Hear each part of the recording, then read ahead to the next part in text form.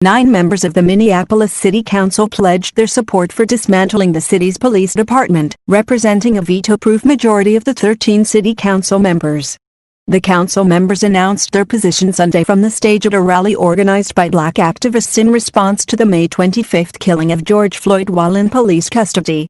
We will be taking intermediate steps toward ending the MPD through the budget process and other policy and budget decisions over the coming weeks and months, Council Member Andrea Jenkins and Council President Lisa Bender told the crowd at Powderhorn Park. The lawmakers said there are still many details to be worked out about what a Minneapolis without police might look like.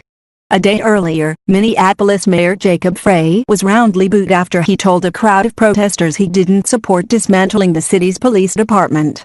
That scene with the mayor, which was widely shared online, occurred during a march calling for the city to defund the police department.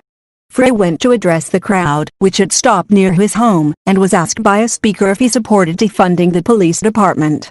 In videos of the encounter, Frey is heard discussing systemic racism and reining in police unions. He is soon overwhelmed by a chant of yes or no. The speaker then matter-of-factly says to the mayor, "Jacob Frey, we have a yes or no question for you." Frey's answer gets drowned out in most videos of the exchange. Though Minnesota Public Radio reported Frey answered in the negative. "I am absolutely for a massive shift, a structural shift in how the police department functions, I'll say it again. And as for abolishing the entire police department, no, I'm not, and I'll be honest about that, too," Frey said. The throng then breaks out in cries of "Go home, Jacob. Go home." Protesters can also be heard shouting shame as Frey is seen cutting through that crowd. Calls to defund and dismantle police departments have gained traction since Floyd's death at the hands of Minneapolis police.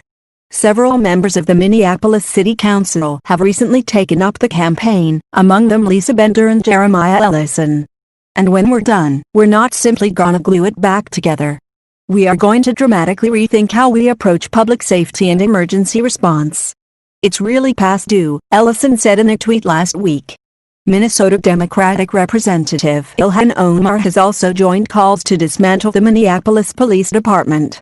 On Saturday, Omar told protesters that reforms to police departments have repeatedly failed to stop police killings of black men and women. "We've all seen what happens when good people of good conscience say, 'Let's invest in diversity training,'" said Omar. "Let's try to explain our humanity and make them see us as dignified people. Maybe that will stop them from killing us." Frey, a former civil rights attorney, was elected the city's mayor in 2017, following an election where police reform proved a central issue. On Friday, Frey signed a council-approved agreement to ban chokeholds and implement several other changes to police procedures.